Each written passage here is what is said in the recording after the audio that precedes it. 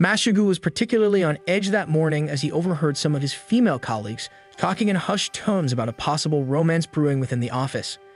Shizuno, one of his charismatic seniors in the accounting department, approaches him with her usual playful demeanor and nudges him, asking his opinion on the topic. He responded carefully, expressing that he didn't think romance between coworkers was a good idea.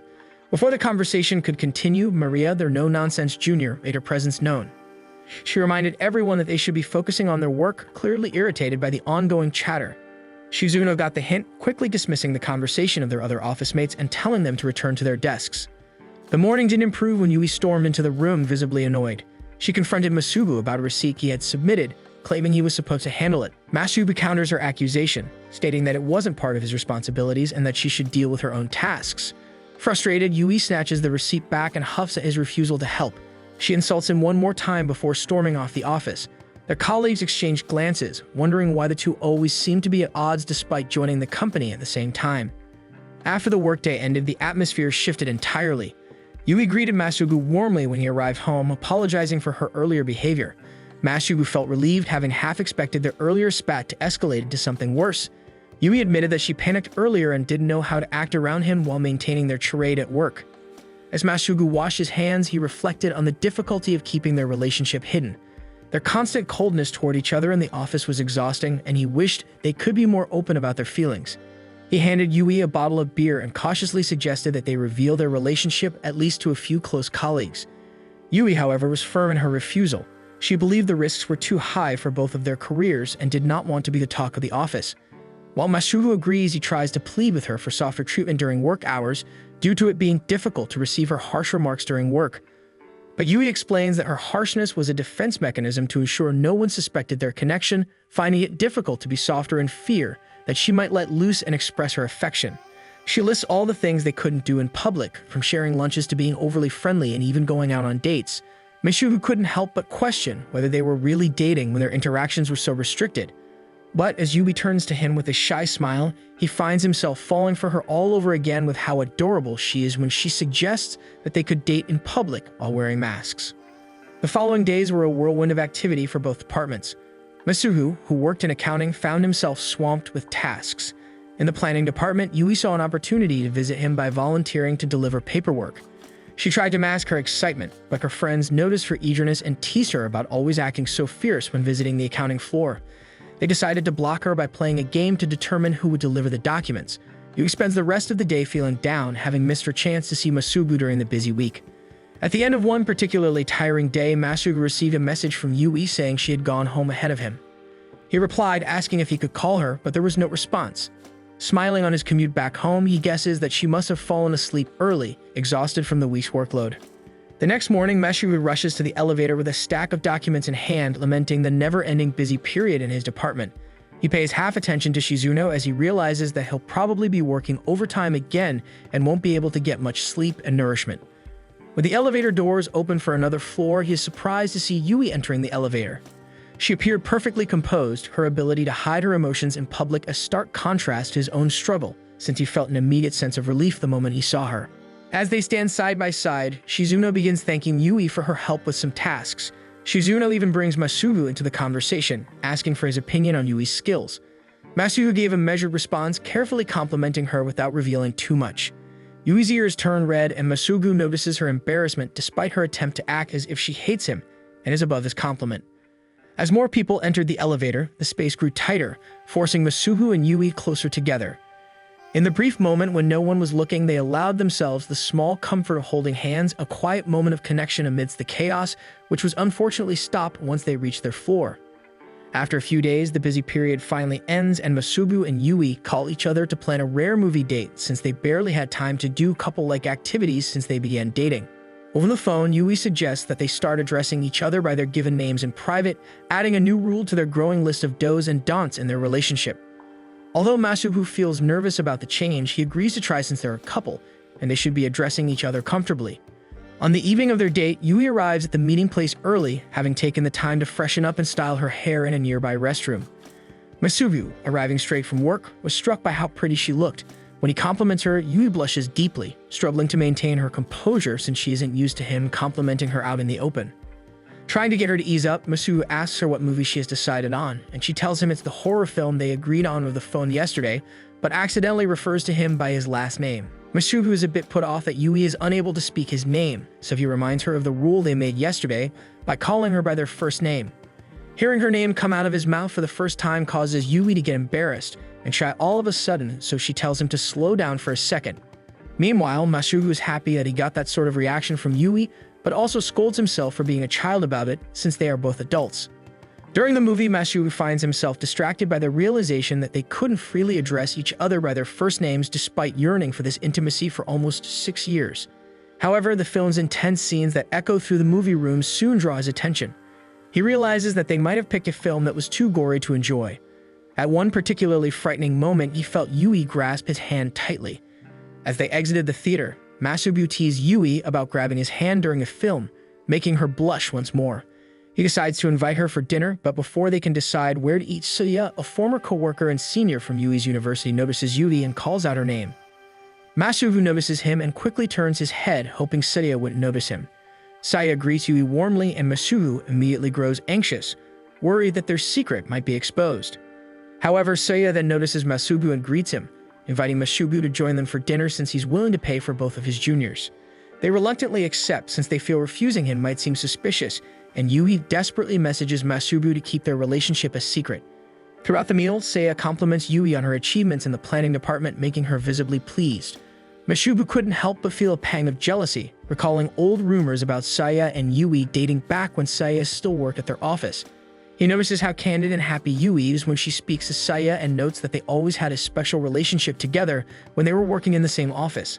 Masubu struggled to keep his emotions in check as Saya asked how he was doing in the accounting department. He responded politely, keeping the conversation neutral. When Saya mentioned seeing a movie earlier, Masubu and Yui awkwardly denied having watched the same film, their poorly concealed tension making Masubu worry that Saya might suspect that they were going out. However, Masubu decides that it might not be a bad idea to let Saya know that he and Yui are dating since Saya already belongs to a different branch. This might also quell the jealousy he feels inside once he lets his rival know that Yui is already his girlfriend. However, he decides not to reveal his secret when he feels Yui's trembling hands tug on his clothes. He comes up with a clever story of running into Yui, who was wondering what movies she should watch to relax. Able to resist the urge to claim Yui as his, Masubu was able to go through dinner as normal as possible. By the end of dinner, Sia bids them goodnight and gives them a wink before leaving, hinting that he knows something is going on between them. However, Yui seems oblivious, confident that Sia doesn't suspect a thing. Masubu decides to entertain her despite suspecting Sia of already being aware. Finally, alone, Yui gathers the courage to address Masubu by his first name for the first time. Masubu couldn't resist teasing her for taking so long, reminding her that she had called Saya by his first name effortlessly during dinner. This leaves Yui embarrassed, and she desperately tries to explain her reasoning for calling Saya by his first name. However, she didn't notice that Masubu started leaning closer in her panicked state. Just as he is about to kiss her, she stops him, reminding him of their agreement to avoid public displays of affection, especially since they might get caught by another acquaintance. Masubu agrees, but cheekily suggests they continue their business at his house. The next morning, Masubu wakes up to find Yui looking embarrassed yet endearing as she struggles to accept the reality of the night before. So he teases her relentlessly, enjoying her flustered reactions before it is ultimately time for them to get ready for work. As they wait for the train, Masubu notices that Yui is still wearing the same clothes as the day before, worried that people might spread rumors about her sleeping around if they notice. She reassures him that she has a spare outfit in her locker at work, confident that no one in the planning department would suspect a thing if she manages to change in time. To avoid being seen together at the office, they decided to take separate trains. As Masubu boards the first train, he spots Maria among the passengers and realizes she lives nearby, grateful she did not notice Yui with him. He glances back at Yui one last time before the train doors close, grateful that their relationship, though challenging, continues to grow stronger with each passing day. Another morning begins, and Masubu and Yui must once again hide their relationship from their colleagues. On their way to work, they accidentally bump into each other, putting them in a difficult situation. They can't decide whether to acknowledge each other or pretend they didn't see the other. Either way, it risks becoming an awkward moment if their office mates find out. They settle for a curt good morning before continuing on their way to the office. Yui cautiously puts on her usual fierce demeanor and hurls insults at Masubu, who responds with equal harshness to maintain their act. After a busy day at work, they decide to unwind at a bar. Masubu notices Yui stifling a yawn, clearly more exhausted than usual. She explains that her work is almost done, expressing her excitement about the launch of a new snack product she's spearheading, a significant milestone for her since it will be her first snack product. Despite her cheerful confidence, Yui secretly struggles with finalizing the product. The biggest hurdle is deciding on the perfect topping. A colleague from the planning department tells her that the accounting team has someone with an exceptional eye and taste for snacks. In the accounting department, Masugu helps Shizuno move boxes when Yui arrives. He assumes she's there to see him, but feels disappointed when she approaches Maria instead. Yumi explained that she was directed to Maria for advice. Maria samples 2 versions of the product and takes a bite of each one. She confidently recommends the one with coconut toppings and also shares insights on the best markets to release the product. Yui, eager to absorb the advice, diligently takes notes, impressed by Maria's expertise when it comes to food. Surprised that someone from accounting has such talent, Yui compliments Maria and mentions her popularity among snack reviewers online. This flusters Maria, who sheepishly asks Yui to keep her secret. She confesses that her bubbly, snack-loving online persona contrasts sharply with her professional image at work, and she doesn't want people in the office to treat her differently due to the girly persona she is online. Amused by Maria's unexpected shyness and dedication to her profession, Yui reassures her, promising to keep the secret. Her kind words surprised Maria, who had always seen Yui as fierce and intimidating due to her sharp tongue. Whenever she saw Masugu in the department, Maria begins to wonder if Yui might actually be kind to others and only harsh towards Masugu. Maria then tells Yui that she understands why Yui is rude to Masugu, citing his impossible personality. She recalls how Masugu once scolded her and Shizuno for using inconsistent fonts and spacing, ignoring the fact that Shizuno is their superior. Yui agrees, but her face betrays her. A smile blooms as a memory sparks fond thoughts of Masugu's nitpicky nature during their private time together. When Maria lists more of Masugu's annoying habits, we can't help but think of them as endearing quirks she loves about him. Surprisingly, Maria doesn't catch on and assumes Yui simply hates Masugu because she's been agreeing with her the whole time despite the dreamy smile on her face. Relieved that her secret wasn't revealed, Yui begins to worry that everyone finds Masugu annoying in his department. However, just as she starts to feel bad, Maria starts complimenting Masugu, pointing out how he's always the first to offer a hand when someone needs assistance. In a small voice, Yui admits she already knows that, recalling the time Masugu helped her when she dropped a stack of papers in the hallway, an event that sparked her feelings for him. As Maria continues munching on snacks, she muses about how much she and Shizuno rely on Masugu. She mentions that his willingness to help often makes him easy to take advantage of. Yui's facade begins to crack as she fidgets and grips her pencil, complaining about how kind Masugu is. She starts rambling about his great qualities, prompting Maria to cut her off by putting her hand in front of Yui. Maria clarifies that she isn't romantically interested in Masugu and isn't sure how to continue the conversation, since it seems Yui is trying to convince Maria that Masugu is good for her. Yui freezes, worried Maria might have caught on to her feelings for Masugu. However, Maria seems to assume they simply have a competitive and complex relationship, noting how they join the office at the same time. Later that evening, Yui spends time with Masugu at his place. Both of them are cleaning up after dinner when she notices that his shoulders have been bothering him. She offers to massage his shoulders and leads them to his room, where she immediately gets to work removing the knots on his muscles. Masugu enjoys the massage and takes the opportunity to ask Yui why she needed Maria's help earlier. Yui vaguely explains that it was about the new product, but avoids mentioning Maria's secret snack review talents and her online persona.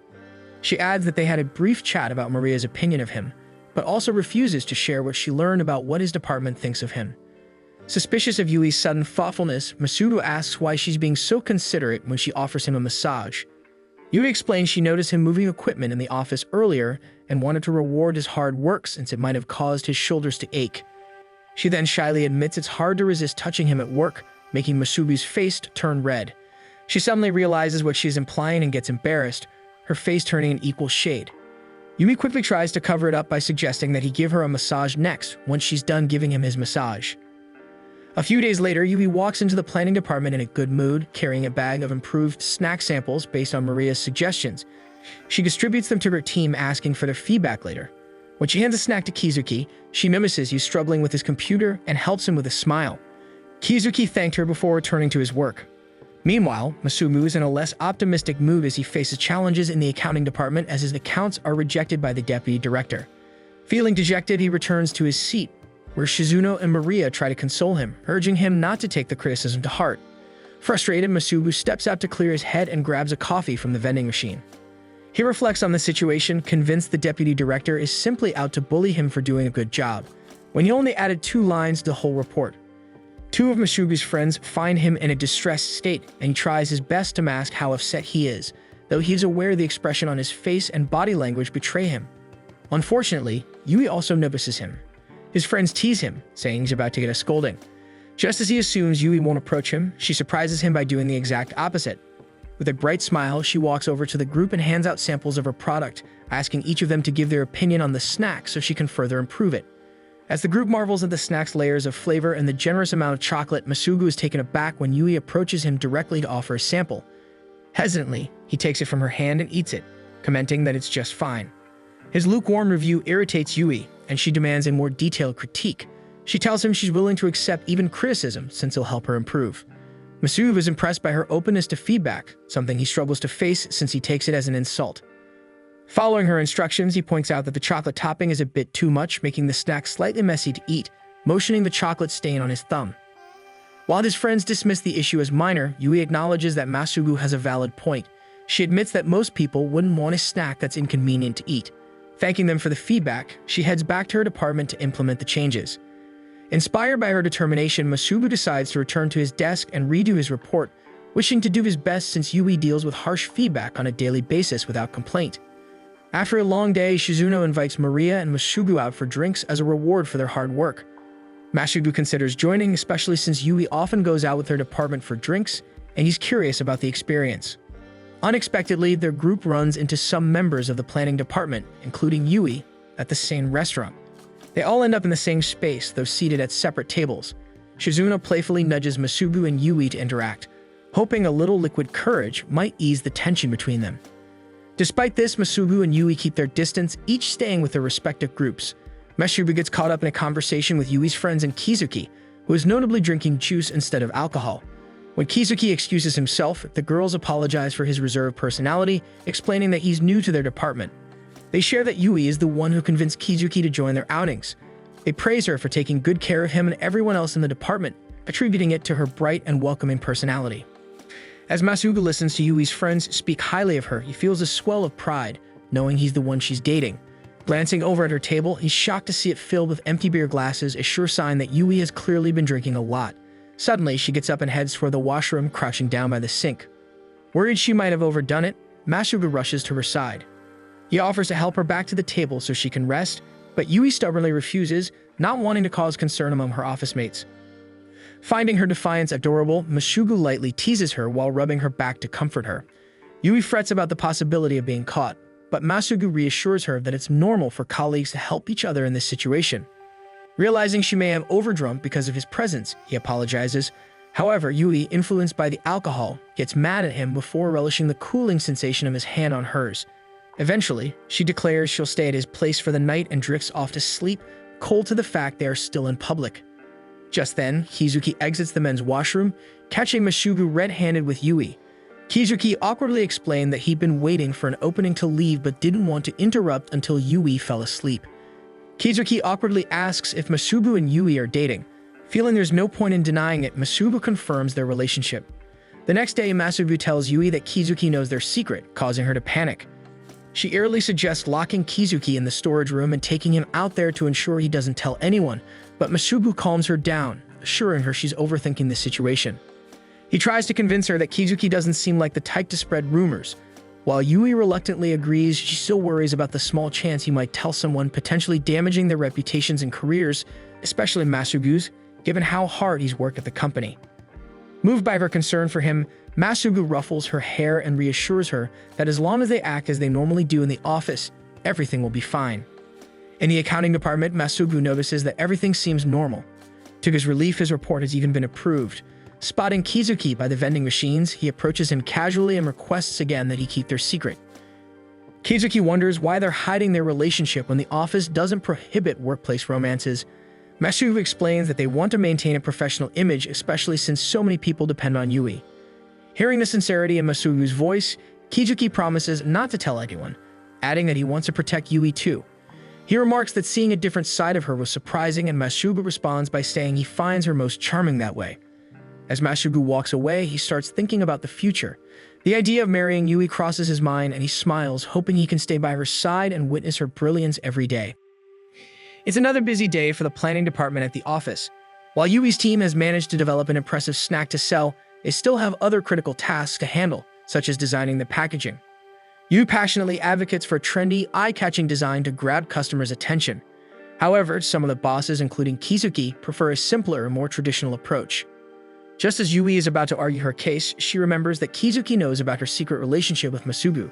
Deciding it's better to stay on Kizuki's good side, she bites her tongue and agrees to take his feedback into account, reconsidering the simple design for now. After work, Yui heads home and prepares dinner for Masugu. When he finally arrives, she's overjoyed to see he's brought her a box of donuts from a shop she's been eager to try. She sits him down in her cozy living area and goes to the kitchen to plate the donuts and brew some coffee, humming a cheerful tune as she works. From his seat, Masugu glances around her apartment and notices that her collection of Mr. Rabbit's toys has grown since his last visit. He fondly recalls how much Yui loves this particular character and reflects that her apartment, filled with things she adores, feels so lively compared to his own plain and minimalist space.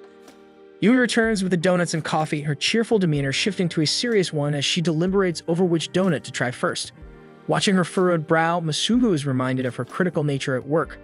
When she finally settles on a maple-flavored donut, her mood shifts again, and she reverts to the bubbly and charming Yui he loves seeing during their personal time. Sitting down beside him, Yui takes a bite of her donut. Her eyes light up as the sweet maple flavor envelops her senses, and she lets out a delighted sigh. Masugu watches her expression, captivated by how vividly her emotions show over something as simple as a dessert. He wonders aloud if she's always loved snacks this much. Yui pauses thoughtful before admitting she's always enjoyed snacking but grew to love sampling different brands and treats after joining the company. Working in the planning department, surrounded by food products and snack-loving colleagues, has deepened her appreciation for trying new things. She then turns the question back to Masugu, motioning toward the untouched box of donuts. Surprised, he realizes he doesn't particularly enjoy snacks. He bought them because he knew Yui would enjoy them. Over time, he's learned her tastes and delights in seeing her happy. As he takes a bite of a chocolate donut, he's surprised at how delicious it is, his face lighting up with a mix of wonder and delight. Yui notices his rare expression and leans in to kiss him, grinning as she tells him he looks adorable and that she can't help herself. Suddenly feeling shy over her bold move, Yui quickly gets up from her seat and offers to make Masugu more coffee. Masugu, still stunned by the unexpected kiss, feels his cheeks warm as he processes what just happened. He can't help but smile, realizing that every new side of Yui he discovers makes him fall even deeper in love with her. As they finish the donuts, Yui sighs and begins to vent. She admits that she feels nervous whenever she has to interact with Kizuki, especially during team meetings. Masugu listens attentively, offering her a reassuring smile. He reminds her to take things easy and not overthink them, pointing out that Kizuki had already promised to keep their secret. To further comfort her, he gently pats her head and fondly remembers how Kizuki had even hinted at their potential to get married someday, making him blush. The next day, however, Yui finds herself just as nervous during another team meeting. Sitting across from Kizuki, her anxiety grows as she recalls how Masugu seemed to be holding something back when he talked about their conversation.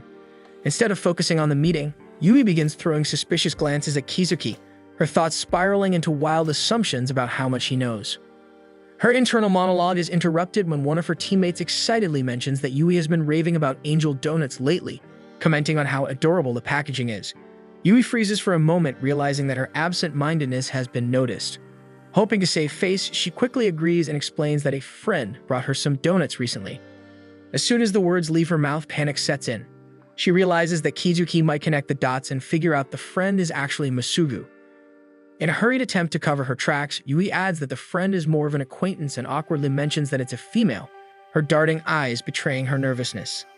Kizuki notices Yui's odd behavior, but doesn't really know who the person is in Yui's story. However, her jumpiness turns to a different level when their team suggests asking the accounting department for funds to buy donuts so they can try it for themselves. Kizuki, initially confused by Yui's odd behavior, begins to piece things together. It dawns on him that the friend she's referring to is indeed Masugu, and her frantic attempts to obfuscate the truth are only making it more obvious. He suppresses a sigh, realizing that keeping Yui and Masugu's relationship a secret might be more challenging than he anticipated.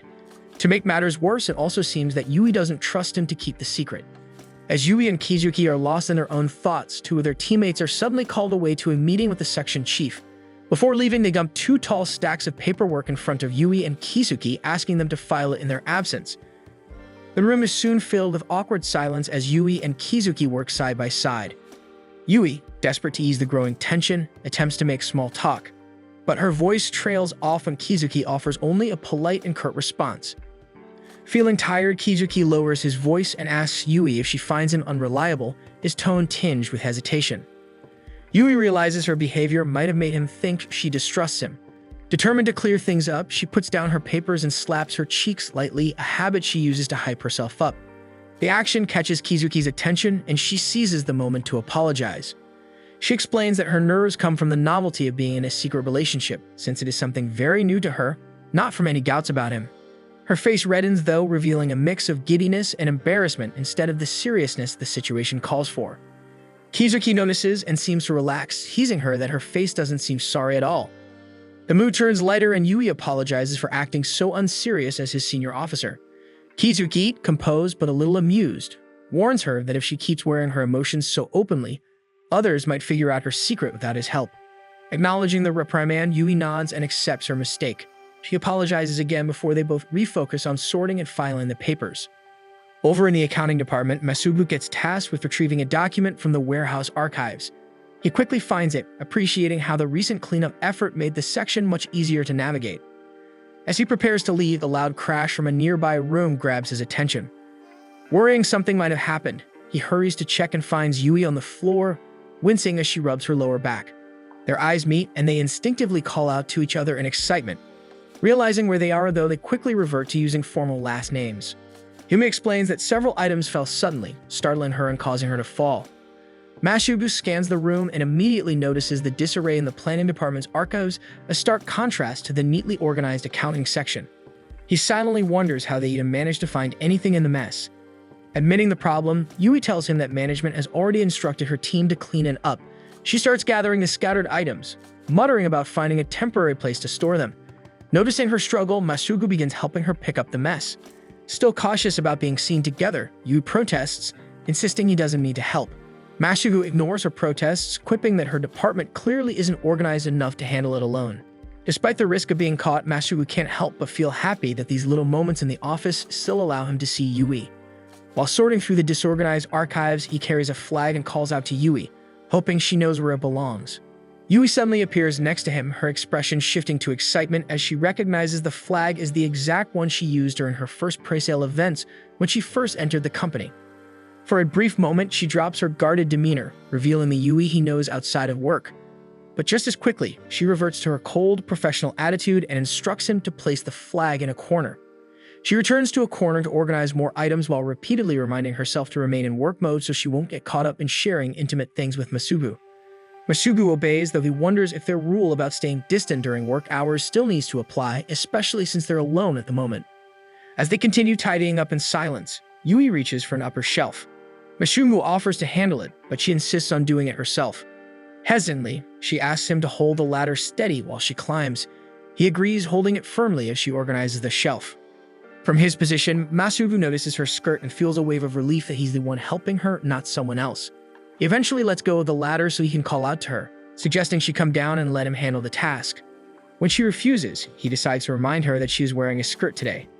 Yui freezes in shock as the realization hits her, and her sudden movements make the ladder wobble. She loses her balance and topples over, but Masubu catches her just in time. Holding each other tightly, they remind themselves of where they are, but the close proximity draws them closer. Just as they're about to kiss, Yui's friends from the planning department burst into the room, announcing that they are ready to help Yui with the cleaning.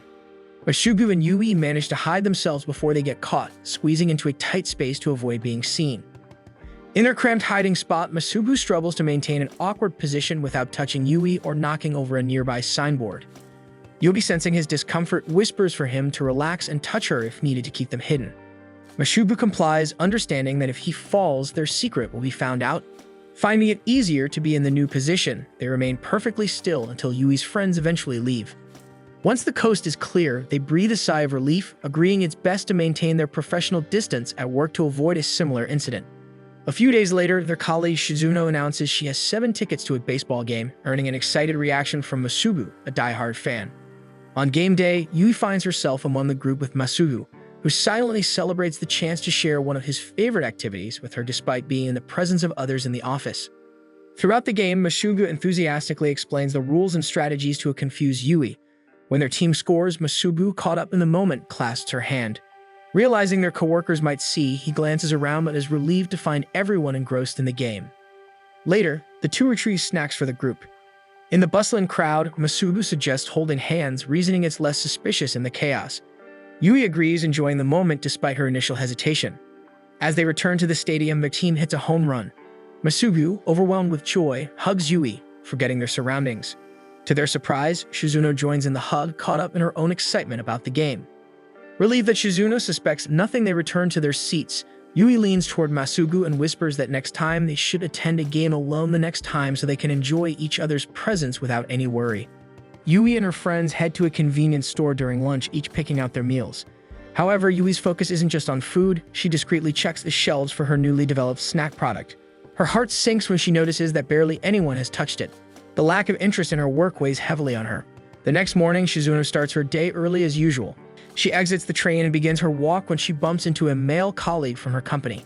The man greets her with a compliment on her dedication, pointing out that she always arrives early. Shizuno chuckles and modestly returns the compliment, but he admits that he's only there to finish leftover paperwork from the previous day. They exchange lighthearted chatter before Shizuno excuses herself, claiming she needs to make a quick stop before heading to work. The man nods and continues on his way while Shizuno veers off to a small cafe nearby. Relieved to have a quiet moment to herself, she settles into a booth and flips through the menu, contemplating what to order with her coffee. Her peaceful morning takes an unexpected turn when Kizuki walks into the cafe. The waitress, assuming they're friends, seats him in the same booth as Shizuno. Disappointed at having her solitude interrupted, Shizuno sighs inwardly but forces a polite smile. When they both attempt to place their orders at the same time, an awkward standoff ensues as they insist the other go first. Their exaggerated politeness only heightens the tension, making the air between them tense. Meanwhile, Yui is on her way to work, riding the train while anxiously scrolling through her phone. She checks online for any buzz about her new snack product, but to her dismay, there's still no chatter. Yui unexpectedly bumps into Masugu. They exchange polite greetings, slipping back into their usual professional dynamic. However, as they walk together, Masugu notices something off about her demeanor. Concerned, he asks if something is bothering her, mentioning that she seemed down during their phone call the night before. Yui brushes off his concern, blaming her mood on the overtime she's been putting in lately. Sensing she's hiding something, Masugu shifts the conversation to her new product. Yui nods and agrees that it's exciting, though her subdued tone betrays her true feelings. Back at the cafe, Shizuno and Kizuki receive their food, only to realize they ordered the exact same meal. Shizuno feels even more awkward and watches as Kizuki starts eating, silently encouraging her to do the same. Searching for a way to break the tension, Shizuno tries to make small talk. She tells Kizuki that he shouldn't feel obligated to wait for her if he finishes first. As Shizuno continues to chatter aimlessly, Kizuki interrupts her gently, pointing out that her food is getting cold and encouraging her to eat. He reassures her that she doesn't need to feel obligated to make conversation, mentioning that he actually prefers quiet mornings alone at the cafe. Shizuno feels a wave of relief at their shared appreciation for peaceful solitude. She excuses herself, saying she'll focus on work while finishing her breakfast. Kizuki nods in agreement and pulls out a book he's been meaning to read, settling into his own quiet routine. As Shizuno alternates between bites of her sandwich and typing away on her laptop, she sneaks a glance at Kizuki. There's something comforting about his calm demeanor, and she finds herself admiring his maturity and quiet confidence. For once, she appreciates a moment where she doesn't feel the need to fill the silence with meaningless chatter. Time slips by and Kizuki eventually closes his book, announcing that he'll head to the office ahead of her. Before leaving, he surprises Shizuno by saying he enjoyed their breakfast together and that his opinion of her as a drunk has shifted. Shizuno freezes, caught off guard by the comment. Realizing that he must be referring to an embarrassing incident from the baseball game, she suddenly worries about how he perceives her. Before she can respond, Kizuki is already heading toward the door. She sighs, trying to shake off the remark, and resolves to focus on her work with a smile. Meanwhile, at the office, Yui sits at her desk, anxiously refreshing the webpage tracking her product's performance. Despite using Maria's online influence to promote the snack, there's still no buzz. Yui's frustration grows when she overhears colleagues from another department celebrating the success of a different product launch. Jealous and disheartened, Yui begins drafting an email to her superiors explaining that her product needs more time to gain traction, since it's entirely new and not just a repackaged item. Just as she's deep in thought, Kizuki suddenly approaches her desk, startling her into closing her email window. He hands her a stack of documents, explaining that the section chief has assigned them to input new data. Without waiting for a response, he returns to his own desk, leaving Yui simmering with frustration. As Yui works through the data, her irritation mounts. She feels overlooked, especially since no one, not even her team, seems excited about her product launch. When Chiharu, a teammate, offers her some chocolates to try, Yui snaps, refusing outright and raising her voice. The entire office goes silent, shocked by her uncharacteristic outburst. Realizing her mistake, Yui instantly regrets her behavior. That evening, Yui visits Masugu. Without much thought or warning, she had decided to head to his place seeking solace. Masugu is visibly surprised to see her, especially since she looks completely drained. Welcoming her in, Masugu quickly sets about preparing food and drinks for them, though he can't hide his concern. He watches her closely, noticing the exhaustion and frustration etched on her face, wondering what could have brought her to his doorstep in such a state. After handing her a beer, Masugu listens intently as Yui immediately dives into a rant. She vents about how the section chief dumped extra work on her while she was already busy checking the progress of her product. Her frustration spills over as she complains about how no one in the office even noticed the launch of her snack. Instead, her coworkers were all abuzz with excitement over another product, one that didn't require as much effort or innovation. Yui's voice grows louder as she continues, her irritation clear. She laments how, even in convenience stores, her product sits untouched on the shelves.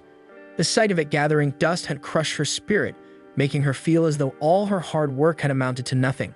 Finally, her words falter and tears begin to pool in her eyes as she finishes her rant.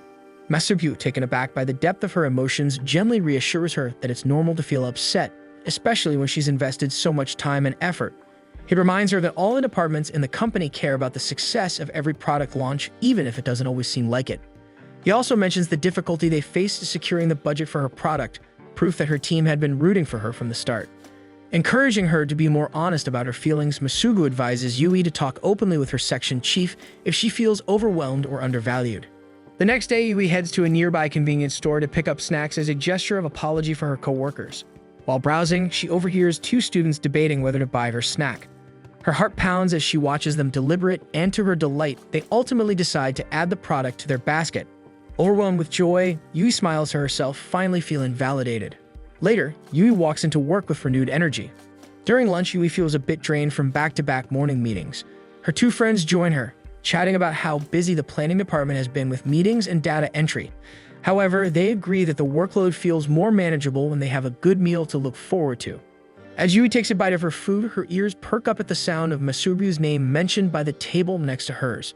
Pretending not to notice, she leans in slightly to eavesdrop, her heart swelling as she hears the girls complimenting her boyfriend. They praise his reliability, tall stature, and overall likability, clearly impressed by him. But as the conversation continues, Yui notices that their admiration might border on infatuation. Her chest tightens with worry, and she begins to wonder if Masugu's good traits make him too popular for comfort.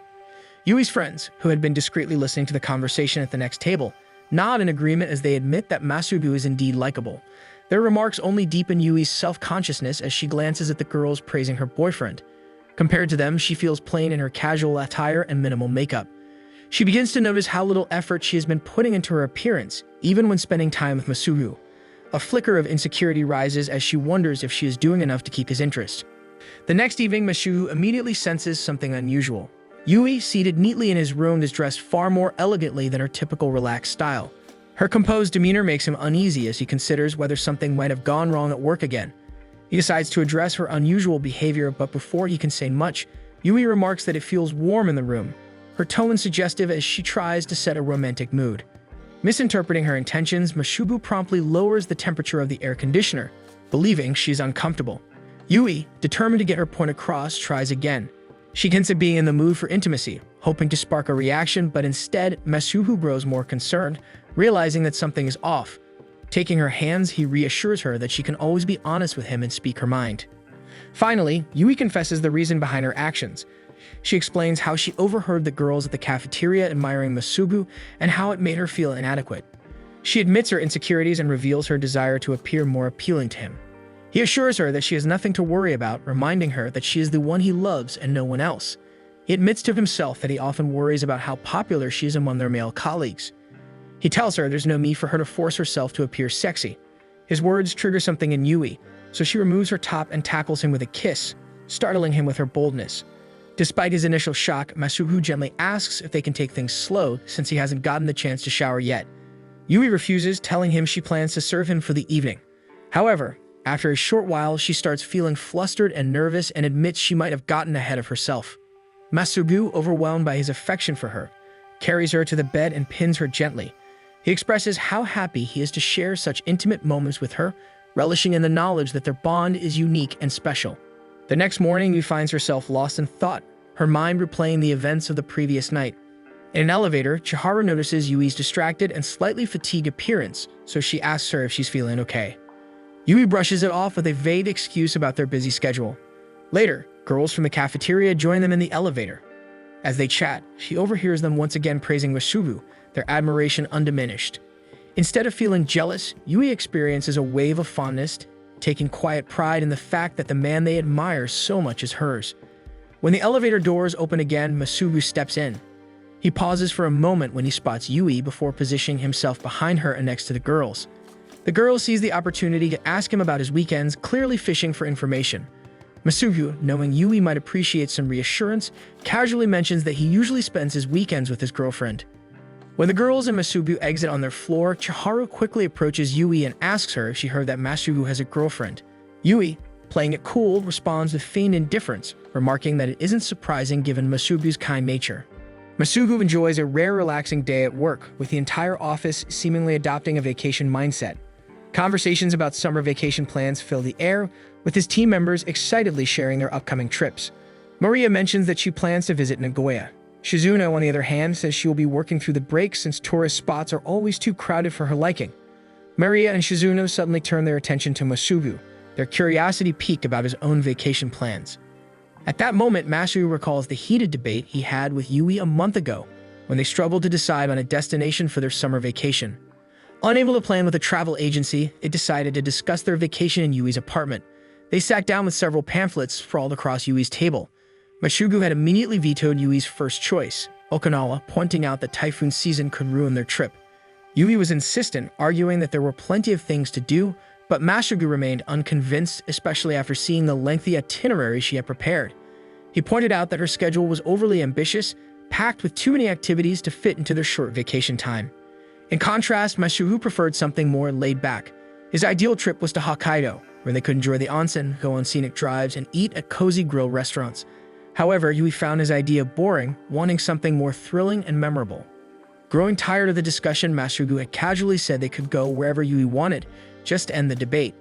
Unfortunately, he failed to realize that his offhanded tone made it seem like he didn't care at all. This only worsened the situation as Yui, feeling dismissed, suddenly declared that they should just cancel the trip altogether if they couldn't find a way to make it enjoyable for both of them. Realizing his mistake, Masubu immediately reached for her hands, reassuring her that the destination didn't matter as long as they were together.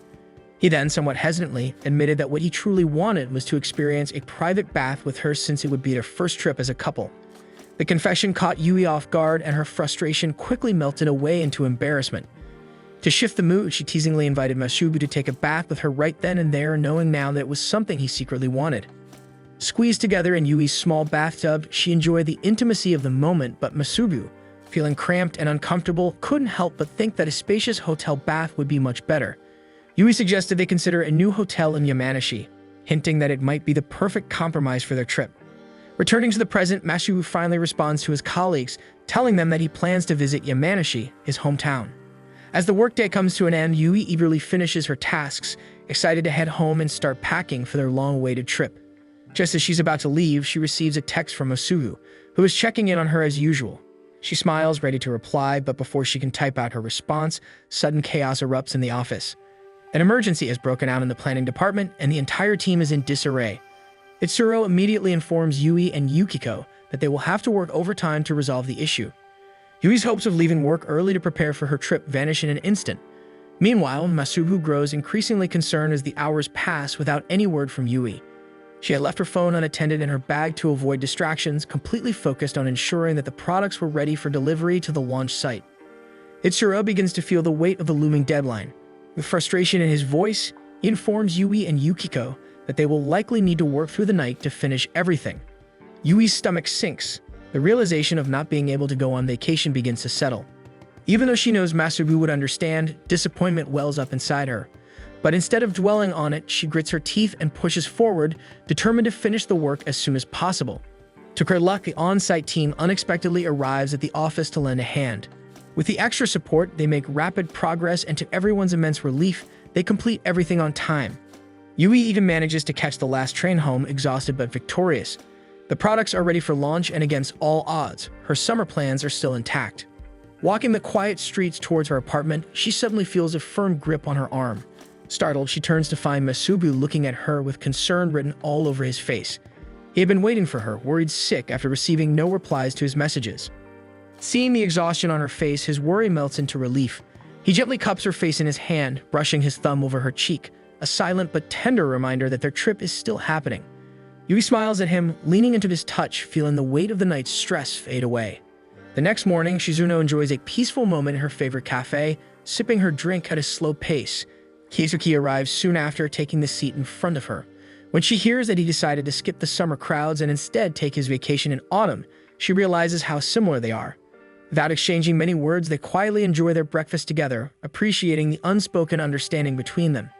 Meanwhile, Masubu and Yui embark on their long-awaited trip. Their first stop is a traditional dessert shop that serves a limited-edition raindrop cake only available on weekends. Yui eagerly scoots up a spoonful, her eyes lighting up at the jiggly texture. The refreshing taste and smooth consistency bring a delighted grin to her face. Masubu watches her fondly, feeling a deep sense of happiness being on this trip with her. Even though they're in his hometown, everything feels fresh and exciting simply because he's experiencing it with Yui. Noticing a speck of soybean powder on his cheek, Yui leans in and gently dabs it off with a handkerchief. Just as she's about to pull away, a small child nearby catches them in the act. Yui confidently links her arm with his, playfully declaring that it's completely normal for couples to act this way. However, their casual moment of affection takes an unexpected turn when a local TV reporter approaches them. The reporter enthusiastically asks if they would like to be interviewed. Yui, despite her boldness moments ago, suddenly finds herself flustered. The idea of being on TV and publicly declaring their relationship overwhelms her. When the reporter persists, Yui panics and dashes away. As they make their way to their next destination, Masubu teases Yui about her unnecessary panic over the reporters. He informs her that the station is only a small local network, meaning no one from their workplace would have seen the interview even if they had stayed. Yui huffs in embarrassment, though her irritation is short-lived. Her mood instantly brightens when they arrive at a vast field of sunflowers, stretching as far as the eye can see. Excited, Yui dashes ahead, taking picture after picture to capture the golden scenery. Meanwhile, Masubu leisurely trails behind, enjoying a different view of his own. Masubu finds himself completely captivated by her. To him, nothing in the world could compare to this moment. Overcome with affection, he suddenly rushes up to her and steals a quick kiss, catching her off guard. As the day comes to an end, they finally check into a cozy hotel featuring a private bath. Yui immediately feels that the expense was well worth it, relishing the rare chance to unwind in such luxury. She begins to look forward to tomorrow's adventures, hoping she'll have enough energy to get up early and continue sightseeing. As they lounge together, Masubu suddenly grows uncharacteristically shy. He hands Yui a beer before hesitantly bringing up a memory from several years ago, during their company's training camp. He reminds her of the night when most of their coworkers had gotten drunk and passed out, leaving just the two of them to clean up the mess. He confesses that it was that night he fell helplessly in love with her. Yui stares at him, momentarily stunned. The sincerity in his voice and the way he gazes at her with nothing but adoration makes her heart race. Feeling bold, she scoots closer and presses a kiss to his lips, deepening the moment between them. The next morning, Yui is reluctant to leave the bed, clinging to Masubu and demanding more of his attention. Masubu willingly gives in to her whims, enjoying the intimacy brought in by their first vacation together. It isn't until room service arrives with breakfast that they finally decide to get up and start their day. Masubu takes Yui around the countryside, showing her all the must-visit sites and food spots. Yui excitedly buys more snacks than she probably should, struggling to decide what to bring home and what to keep for herself. As she browses around, her eyes land on a grape stand. Masubu visibly stiffens beside her, wondering if the stand belongs to his family, since they have a business growing and selling grapes. Yui buys some grapes anyway, eager to try them. They find a spot to sit, and as she pops one into her mouth, her eyes widen in pleasant surprise. The sweetness is far beyond what she expected, and when she tries the grapes at the top of the bunch, she notices that each one has a slightly different taste. Masubu proudly claims that the grapes grown by his family are even better. Yui hums in thought as she takes in the peaceful scenery before her. She suddenly finds herself wanting to visit this town again, not just for the sights and food, but to meet Masubu's family and taste their famous grapes firsthand. The next morning, Masubu and Yui wake up feeling refreshed, their bodies still tangled together beneath the sheets. With a few hours left before breakfast, they contemplate whether they have time for another intimate moment. Masugu, eager to show Yui how much he loves her again, leans in to kiss her, rolling on top of her. However, Yui declares that she would much rather enjoy another relaxing soak in the private hot spring before breakfast, since they will be making the trip back that day. Finally soaking in their last bath in their hotel, Yui closes her eyes, savoring the moment, wishing their vacation could last a little longer. Still, as much as she enjoys their peaceful getaway, she admits that the trip has left her feeling energized and ready to give her best at work once they return home. Masugu smiles at her thoughtful words, appreciating her hardworking nature. When she turns to him with bright, expectant eyes, waiting for him to share his own thoughts, he hesitates for a moment before admitting that he's been thinking about taking a higher certification exam. If he passes, it could help him rise through the ranks at work a little faster. Yui's eyes light up at his ambition, and a sudden idea sparks in her mind. She suggests that they set goals for the next year. If one of them fails to achieve their goal, they'll have to pay for their next trip to Yamanashi. Masugu starts to protest that his exam is incredibly difficult to pass, but when he sees the excitement on Yui's face, he finds himself agreeing to their wager, deciding to enjoy the moment and look forward to returning with her next year. When they return to the office, Masugu's coworkers immediately notice that he has a slight tan from his trip, but they don't press him for too many details. Maria, who had gone to Nagoya for her vacation, shares some snacks she brought back. To Masugu's surprise, Maria suddenly announces that she also has some treats for Yui, revealing an unexpected bond between them. His eyes widen in horror as he realizes that Yui, being her usual friendly self, will likely return the favor by giving Maria souvenirs from Yamanashi. His fears are confirmed when Maria returns to their department with her hands full of Yamanashi snacks. She tells Masugu that Yui had enthusiastically talked about her trip and even recommended places Maria should visit if she ever decides to go. As Masugu listens, his face grows warm, a light blush creeping onto his cheeks. Masugu feels a sense of pride after hearing how much Yui enjoyed their trip. He silently vows to continue making her happy by giving his best at work so they can enjoy more vacations together. One evening, Yui and Masugu sit side by side at the table, each immersed in their work. Both had set ambitious goals for the year, determined to see them through. Masugu is focused on studying for his certification exam, flipping through his notes and highlighting important text. Meanwhile, Yui is meticulously reviewing the data from her last product, fine-tuning her proposal for an upcoming presentation. The quiet hum of concentration fills their apartment, and the occasional sound of pages turning or Yui tapping away at her laptop takes up most of their conversation, while they both vow to achieve their goals. The next morning, Yui confidently presents her ideas for a new product to the section chief. She's nervous but hopeful. To her relief, her efforts are met with positive feedback. While there are several revisions needed, she takes pride in the progress she's making toward her goal. Encouraged by the response, she resolves to keep improving, knowing she's heading in the right direction. As she walks to get ready for a meeting, she overhears a few colleagues praising a newer staff member for a product that has been performing exceptionally well. A pang of doubt creeps into her heart. She can't help but feel a little discouraged, but rather than letting the thought consume her, she reminds herself that progress, no matter how small, is still progress. Yui and Itsuro head toward a meeting room for a discussion with someone from the new business development department. Yui is excited about the opportunity and eager to push her project forward. Itsuro, however, groans, muttering that he's not looking forward to the meeting since he doesn't mix well with Hiromi, the department's representative. Hiromi was once a star in the sales department, known for his sharp business instincts and no-nonsense approach. As soon as the meeting begins, Hiromi wastes no time getting down to business. He takes a quick look at the planning department's data and immediately calls it too complicated. With a firm voice, he lists several ways they need to improve their current system, instructing them to simplify their process. Yui watches in fascination. This is the first time she's working directly with Hiromi, and she can't help but be impressed by his efficiency. Itsuro, however, doesn't back down so easily. He attempts to counter Hiromi's suggestions, arguing that the planning department's process exists for a reason and leaves little to no errors. But Hiromi is unrelenting, pointing out inefficiencies and even deeming some procedures unnecessary. The conversation grows more heated until Itsuro suddenly excuses himself to take a call, leaving Yui alone with Hiromi. What happens next catches Yui completely off guard. Hiromi looks directly at her and offers her a position in the new business development department. Hiromi explains that his department is in dire need of fresh talent and that he's been keeping an eye on her work. Her last product proposal, despite being a small step in her current department, stood out to him. He believes that in the planning department, where so many employees are vying for recognition, it may take years for her contributions to truly shine. But in the new business development department, which is still in its early stages, she has the potential to make an immediate impact and get the recognition she deserves. Yui listens in stunned silence. She had no idea Hiromi even knew about her project, let alone thought highly of her skills. The weight of his words settles on her shoulders, and she realizes this isn't just a casual offer. It's an opportunity that could change the course of her career. The idea of switching departments is overwhelming, and she isn't sure how she feels about it yet.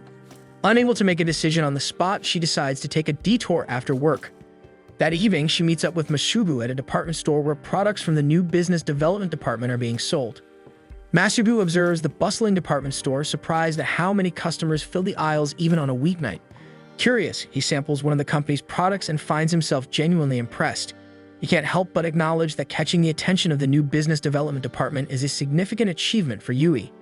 Yuki, however, feels a wave of conflict as she takes a bite of the product herself. It is undeniably delicious and beautifully packaged, a level of quality that seems far beyond what she is used to working on. As they exit the store with a box of chocolates from their company, doubts overwhelm her. The possibility of transferring departments is tempting, offering her new challenges and greater recognition, but she worries about the implications of leaving her current role. Her original goal of making a name for herself in the planning department still holds meaning, and abandoning it now feels like a betrayal of her past efforts and her colleagues. Unfinished projects, pending proposals, and the inevitable office gossip weigh heavily on her mind. She also realizes that if she transfers, the bet she made with Masubu about launching a new product in the planning department will no longer be valid. The mounting concerns leave her flustered. Before she can spiral further, Masubu gently pinches her cheeks, breaking her train of thought. The sudden gesture catches her off guard, pulling her back to the present. He tells her to stop fretting and to think for herself instead of worrying about what others will think. A reassuring pat on the head follows before he signals that they should start moving again. Any further discussion will have to wait, as missing their train home is not an option. The quiet walk to the station does little to ease her troubled thoughts. The following morning, she does her best to maintain her usual energy during her presentation. She stays focused, but her mind keeps drifting back to the uncertainty surrounding her future. Chiharu notices the shift in her demeanor and expresses concern. However, Yui brushes it off, unwilling to voice the turmoil she is experiencing. As the day progresses, the weight of her responsibilities in the planning department becomes more evident. The workload remains demanding, and despite her desire to push forward with her proposal, she knows that more pressing tasks need attention. The realization dawns on her that transferring to a new department might provide her with the freedom to focus on projects she is passionate about. The next morning, an unexpected email from Hiromi appears in her inbox. He has sent an extensive collection of materials related to her project, filled with detailed analysis and valuable insights. Before she can fully absorb the information, a phone call interrupts her thoughts. A wave of panic sets in as she realizes she has forgotten to complete a task from the previous day. The oversight has resulted in a delay in one of the company's ongoing projects. She gets called to the section chief's office. After 6 years in the company, making such a basic error feels humiliating. Leaving her boss's office, Yui is met with the encouraging faces of her colleagues. Their support reassures her, but a lingering sense of doubt gnaws at her. She worries that her recent indecisiveness is causing her to make unnecessary mistakes, affecting not only her own progress but also the efficiency of her team. The thought weighs heavily on her mind, making it difficult to focus on anything else. That evening, she makes an unplanned visit to Masubu, seeking comfort in his presence. Overwhelmed by frustration from her mistakes at work, she pleads with him to help her forget the awful day. However, even after seeking solace in his embrace, her worries refuse to fade. The nagging thoughts that no matter where she goes, she fears she will carry the same uncertainties and struggles into a new department. Masubu, sensing her turmoil, playfully rubs her head. He tells her that so long as she is reflecting on her actions, then she is already on the right path. After calming down, Masubu walks Yui to her train station, despite telling her she can stay with him for the evening. She decides against it, knowing she has responsibilities to take care of before the next day. She apologizes for troubling him so late, but Masubu simply smiles, reminding her that she is always welcome to visit and vent whenever she needs to. The next morning, Yui unexpectedly crosses paths with Hiromi. Without hesitation, he asks if she has given any thought to transferring to the new business development department. He extends an invitation to join an upcoming seminar, believing it might give her the push she needs to make a decision. Before she can respond, he notices the proposal she is carrying and inquires about it. Yui admits that she had missed the deadline for submission and has no intention of pursuing it any further. Hiromi, however, disagrees. He insists that good ideas are invaluable to the company, regardless of timing, and urges her to submit it anyway. Still hesitant, Yui remains unconvinced. Seeing her reluctance, Hiromi decides to take a more direct approach. He calls her a coward. The remark stings, but it has the desired effect. Determined to prove him wrong, Yui gathers her courage and walks straight to her section chief's office. As she predicted, the section chief is skeptical. He knows she has yet to complete the revisions he previously requested, and with her current workload, taking on a new project seems impractical. However, for the first time, Yui stands her ground. She insists that she can refine the proposal along the way and that she is fully capable of spearheading the new project. Taking a deep breath, she finally admits what she's been too afraid to say. She would rather dedicate herself to this proposal than continue handling her existing responsibilities. The section chief studies her for a moment before responding. He acknowledges that Yui has always been reliable, which is why he has continuously assigned her multiple tasks. Until now, he had assumed she was satisfied with her workload. Realizing that she has other ambitions, he agrees to consider the proposal and even offers to adjust her responsibilities accordingly. With her eyes shining from a mixture of relief and excitement, Yui walks back to her desk. Shiharu, having observed the entire exchange, runs up to her and congratulates her. Reaching her desk, Yui takes a deep, calming breath. For the first time in a long while, she has stood up for herself. As the realization sinks in, she suspects that Hiromi has orchestrated the entire situation to push her into taking action. His challenge had forced her to confront her own doubts and make a firm decision. That evening, she rewards herself with a slice of cake from the new business development department's product line. The rich flavors melt in her mouth, and as she licks the frosting from her fingers, a renewed sense of determination fills her. The next day, Yui visits Hiromi to apologize for her previous behavior, acknowledging that she had been dismissive and hesitant when he had only been trying to help. She then formally declines his offer to transfer, explaining that she has decided to focus on launching another product within the planning department. However, she surprises him by requesting to join the seminar, eager to learn from his department's strategies and expertise. Yui openly admits that it was Hiromi's insights that helped her recognize the flaws in her approach to product development. His attention to detail and structured methodology are what make his department so successful, and she hopes to incorporate those principles into her own projects. Hiromi, taken aback by her honesty, raises an eyebrow. He is amused by her determination but makes it clear that he has no interest in a one-sided arrangement.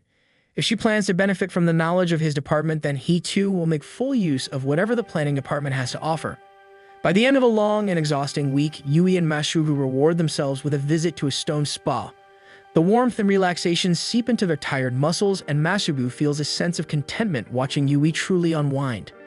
Her usual work-focused mindset fades away, replaced by an affectionate and playful demeanor. As she clings to him, resting her head against his side, Yui playfully argues that being near Masubu is the true healing she needs the most. One evening after work, Yui and Masubu plan to go on a date, but Yui finds herself caught up in a last-minute project. With time to spare, Masubu decides to occupy himself rather than wait idly. He ends up at a small grilled chicken skewer place, ordering a drink and some food. It has been a while since he's enjoyed some solitude, so he takes his time savoring the moment. As he eats, a hiking commercial plays on the restaurant's small television, momentarily capturing his attention. The idea of going on a hike intrigues him, and soon, his thoughts drift to Yui and hiking gear. The thought makes him smile, but he quickly catches himself, scolding himself for thinking of his girlfriend even during his alone time. His distraction, however, is short-lived. A group of men at a nearby table grumbles about their wives, complaining about how married life has changed things. Masubu listens absent-mindedly, idly wondering if he too would end up feeling the same resentment toward his future spouse. He pictures Yui years from now, but instead of imagining a bitter or distant partner, he sees a warm domestic life filled with simple joys such as coming home to her smile. Just then, one of the men receives a call from his wife. Despite his earlier complaints, he quickly excuses himself from the group, eager to pick her up from the station. His friends laugh, teasing him for being the most devoted husband among them despite his constant whining. Masubu finds himself grinning, realizing that love endures in ways that aren't always obvious. After an hour, he returns to the station, just in time to meet Yui. She arrives looking tired but brightens immediately upon seeing him. However, her expression quickly shifts into a pout as she notices the faint scent of alcohol on him. She frowns, complaining that she has been looking forward to drinking with him that evening. To appease her, Masubu offers to treat her to anything she wants. Yui's mood instantly lifts, and she declares that she wants something fancy: wine, cheese, and a decadent dessert to top it off. After their indulgent meal, Yui is finally satisfied. They stroll through the streets, admiring the festive decorations and Christmas-themed displays. Yui pauses by a shop window, admiring the delicate accessories on display. Masubu watches her, suddenly realizing that nearly 6 months have passed since they started dating. On the train ride home, he overhears a group of girls discussing how one of their boyfriends had put great effort into their anniversary celebration. They gush about how cherished they feel when their partners plan thoughtful surprises. Hearing their conversation, Masubu begins to wonder if he should do something special for Yui. Their 6-month anniversary is approaching, and with Christmas just around the corner, it seems like the perfect time to prepare something meaningful. The next day at work, Masugu scrolls through his phone, searching for gift ideas. He grins at the thought of Yui's reaction, already picturing her excitement. Lost in his own world, he fails to notice Maria approaching. She asks what has him in such a good mood so early in the morning. Startled, Masugu quickly tries to recover, asking Maria what kind of surprise gift she would like to receive. His question only raises more suspicion as Maria and Shizuno exchange glances. Later in the evening, while Masugu relaxes with Yui, he notices that she doesn't wear many accessories. He begins to imagine how cute she would look with something like earrings, a necklace, or even a ring. As Yui heads to the bathroom, he takes the opportunity to scroll through his phone again, searching for the perfect gift. Yui suddenly returns, startling him. He quickly locks his phone and tries to calm his racing heart, hoping he doesn't appear suspicious. Yui, unaware of his secret, invites him to a dessert event on Saturday. He hesitates before declining, claiming that he needs to study for his upcoming certification exams. In reality, he plans to use that time to buy her a present. On Saturday, Masugu visits a specialty department store looking for jewelry. He quickly becomes overwhelmed by the sheer number of choices: rings, bracelets, necklaces, couple accessories, and personalized pieces. A sales lady notices his hesitation and offers to help, asking questions about his relationship to understand what might suit his girlfriend best. As Masugu envisions Yui wearing various types of accessories, he finds himself drawn to a pair of simple yet elegant rings. The sales lady suggests that couple rings are a meaningful gift, symbolizing deep affection. Without thinking too much, he decides to purchase them. Before finalizing the order, the sales lady offers an engraving service and even suggests leaving the rings with them until he can confirm Yui's ring size. Masugu agrees, feeling pleased with his decision. Meanwhile, Yui finishes up the dessert event with her friend Chiharu. As they leave, they decide to head to a cafe. Yui glances across the street and suddenly spots Masugu. The next day, Masugu finds himself lost in daydreams. He envisions taking Yui on a fancy date, presenting her with the rings, and sharing a heartfelt moment where they declare their love for each other. In reality, he is currently at Yui's place, secretly planning to measure her ring size while she sleeps. Masugu hopes to use the classic string and marker trick, carefully wrapping a thin string around her finger once she dozes off. However, Yui grows suspicious of his sudden visit. She had already found it odd that he insisted on coming over despite his supposed study schedule. Her suspicions deepen when Masugu casually claims he was home all day, contradicting what she saw in town. That night, Masugu eagerly coaxes Yui to bed, waiting for his opportunity. When she finally drifts into sleep, he carefully measures her finger. Satisfied, he quietly celebrates his success. However, in the middle of the night, Yui wakes up to see Masugu on his phone again. The unease in her chest grows. The next day at work, Masugu remains distracted, unable to focus due to his excitement. He plans to invite Yui to dinner on Friday, imagining the perfect moment to present his gift. He strategizes every detail, completely unaware that Yui's enthusiasm has dimmed over the weekend. Unlike Masugu, who is filled with anticipation, Yui spends the day feeling uneasy. She can't shake the feeling that Masugu is hiding something. Yui's mind remains restless as she worries about what will happen on Friday. Masugu's sudden request to spend time together lingers in her thoughts, filling her with unease. She struggles to focus on work, distracted by the uncertainty of what he could be hiding. Meanwhile, Masugu's plan is already falling apart. He struggles to secure a reservation at the ideal restaurant for their anniversary, and frustration mounts as time runs out. A message from Yui appears on his phone, asking to meet the next day, but he quickly replies that he's busy, insisting that their meeting will have to wait until Friday. Without checking if she responded, he leaves his phone behind and rushes to the store to pick up the rings. Navigating the busy streets, he grumbles over his failed dinner plans, hoping the rings will still make the day special. He barely makes it to the store before closing and finally retrieves the jewelry he had carefully chosen. The weight of the small box in his hands brings a sense of excitement, but it is short-lived when Yui unexpectedly appears behind him. Turning around, he finds Yui standing with narrowed eyes as she demands answers. She confronts him about seeing him in town last Saturday when he had claimed to be studying. The accusation leaves him scrambling for an excuse, but her stern gaze leaves no room for dishonesty. She suddenly insists on knowing what he is hiding behind his back, stepping closer to take a peek. Panic sets in as the thought of giving her the gift now crosses his mind, but he quickly dismisses it, knowing the timing must be right. He tries to reassure her, urging her to wait just one more day, but his reluctance only fuels her frustration. Determined to uncover the truth, Yui declares that she will spend the entire evening with him, ensuring he has no opportunity to hide anything else. Masugu inwardly panics as his carefully planned surprise unravels before his eyes. The confrontation shifts when Yui's expression changes. Her frustration fades into something more vulnerable, and she admits how much the secrecy has been affecting her. Doubt settles over her features as her body begins to tremble. For the first time, uncertainty fills her eyes and the thought of him wanting to break with her crosses her mind. Realizing the misunderstanding, Masugu immediately presents the gift bag, holding it out in front of her. He had intended to wait for the perfect moment, but seeing her so distressed makes him realize that keeping it hidden any longer is meaningless. Inside, she finds a jewelry box containing 2 silver bands, each carefully engraved with their names. Masugu shifts uncomfortably, unable to meet her gaze as if embarrassed by his own gesture. He tells her that she can at least wear it during holidays or keep it at home since it might give away their relationship if she wears it at work. Yui's response takes Masugu by surprise as she promises to wear the ring every day, showing no hesitation in displaying her love for him. A deep sense of relief washes over him as she apologizes, admitting that their 6-month anniversary had completely slipped her mind. Despite this, her tearful expression of gratitude makes it clear that she cherishes the gift and the thought behind it. The moment the door closes behind them, they waste no time in locking lips, the intensity of their emotions taking over. Clothes are discarded hastily, their need for each other undeniable. Masugu chuckles in amusement, teasing that they're both being too impatient, but neither of them cares. As they finally reach the bed, Masugu positions himself above Yui, ready to show her just how much she means to him. However, she interrupts him with a sudden question, asking about his original plans for tomorrow. A bit breathless, Masugu admits that he had intended to take her to a fancy restaurant with a beautiful night view, but everything was fully booked. The disappointment in his voice is evident, but Yui simply smiles, assuring him that she already feels incredibly loved just by being with him. Her eyes drift to his phone screen as she hears an alarm ring where the time displays midnight, officially marking their 6-month anniversary.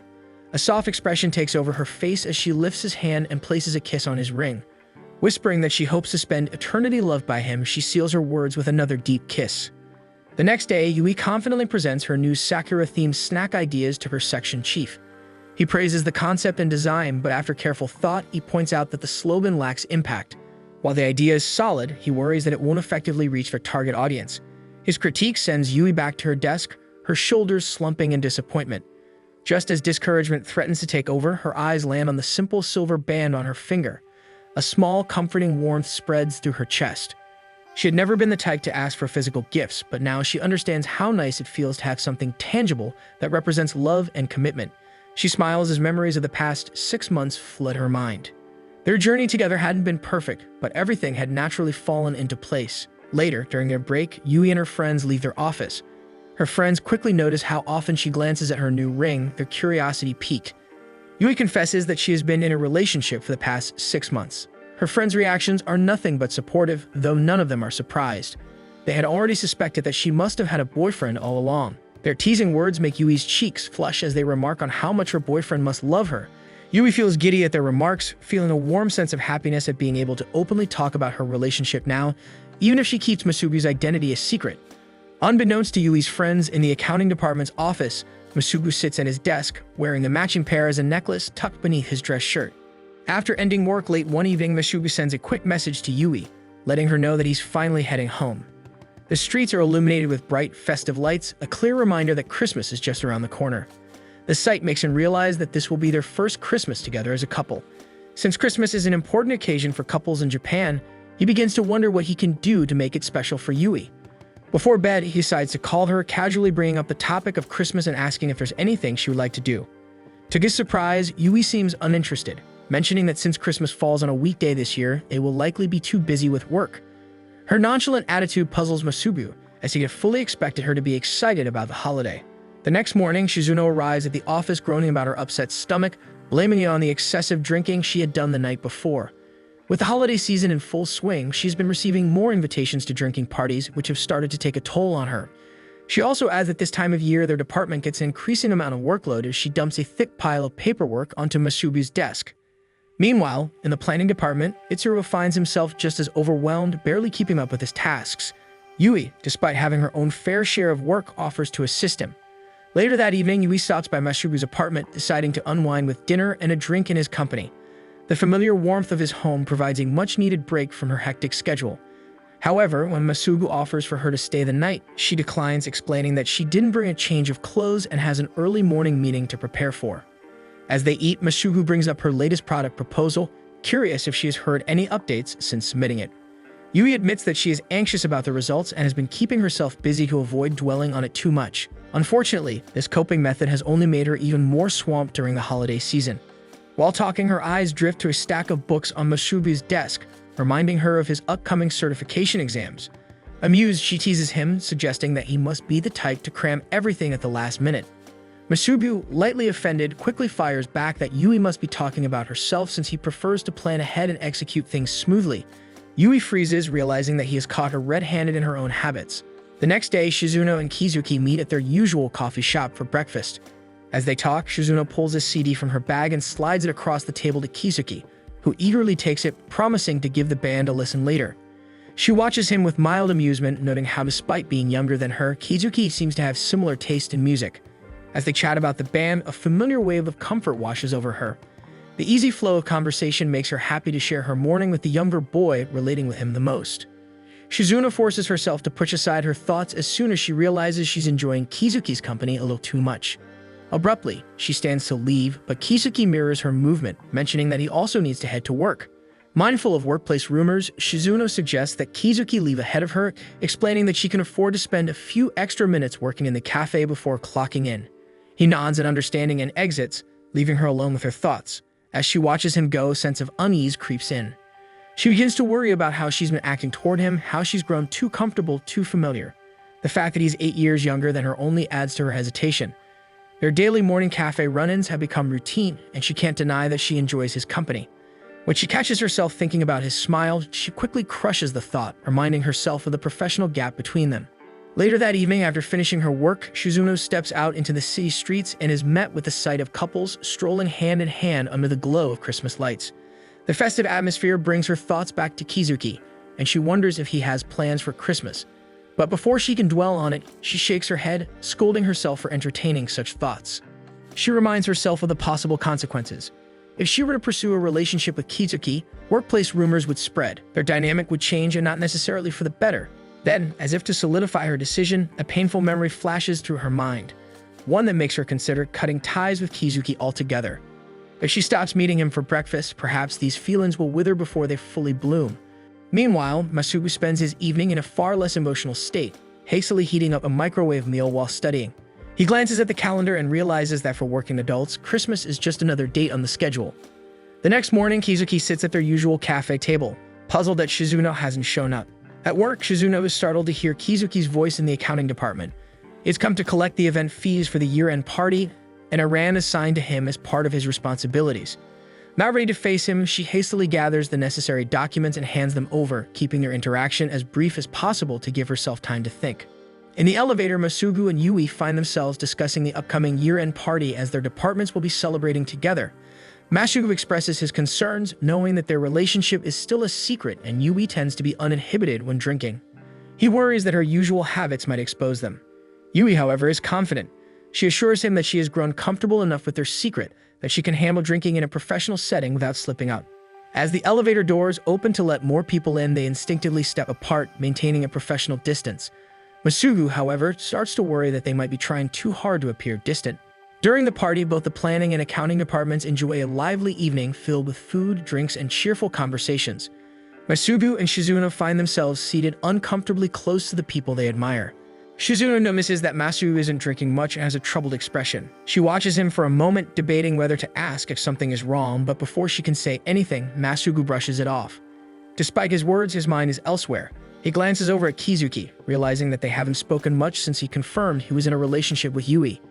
His attention shifts to Yui, seated across the table, and he immediately notices the ring on her finger, the one he gave her for their 6-month anniversary. His hand instinctively rises to his chest.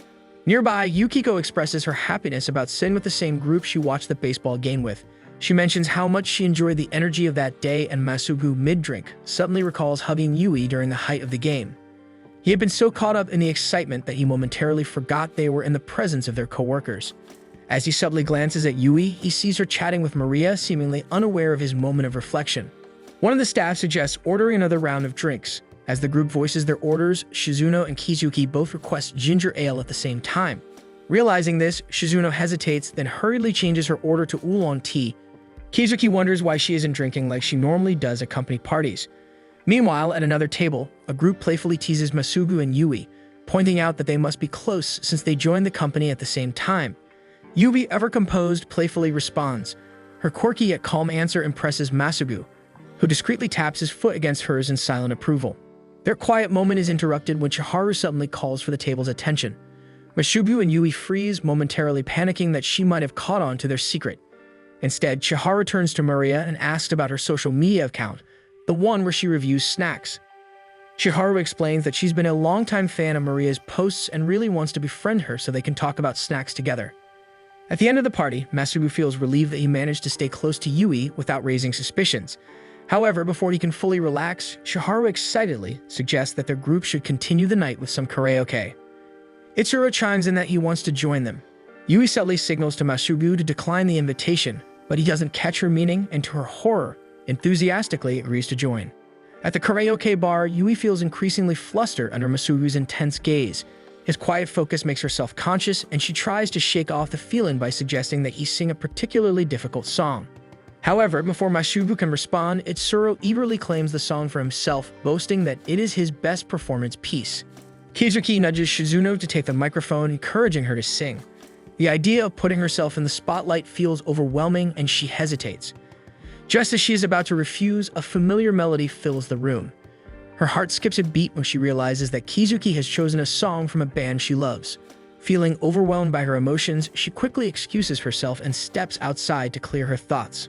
Alone in the halls, she tries to convince herself that Kizuki's actions are meaningless and that he has no deeper intentions. Before she can fully collect herself, he appears beside her, concerned over her odd behavior throughout the day. His worry only makes it harder for her to suppress the emotions she has been battling. When he suggests they leave early, she feels even more flustered. Determined to shake off her emotions, she returns inside and hastily downs a large glass of beer, hoping the alcohol will dull her thoughts. Meanwhile, Chiharu playfully presents Maria with a selection of cute outfits, urging her to wear one while performing. Maria's visible discomfort makes Yui step in to gently scold their friends for being too pushy. To everyone's surprise, Maria chooses an outfit that looks like a school uniform and performs with confidence and grace, easily discarding her nervousness from earlier in the evening. The group falls silent, never expecting her to sing. Her voice is unexpectedly captivating, carrying a depth that none of them anticipate. Feeling emboldened by the atmosphere, Yui slides closer to Masubu and suggests to do it. Almost immediately, she regrets the suggestion and tries to take it back. Masubu, however, is already scrolling through the karaoke tablet, convincing himself that in this setting, it is okay to enjoy a song with Yui without raising suspicion about their relationship. With their friends too intoxicated to care, they perform together, their voices blending into the lively energy of the night. As Christmas Eve arrives, the office remains as busy as ever, treating the holiday like any other workday. Shizuno suggests they take a short break, and Maria tells him that there are free snacks in the break room. Masugu wanders into the cafeteria to get some cake from the company and is surprised to find Yui. He attempts to greet her, but she dismisses him with a cold response. Shocked at her snap greeting, he heads to the fridge, shocked to see a huge assortment of sweets for everyone to enjoy. He grabs a slice of cake from the fridge, turns on the television, and sits beside Yui.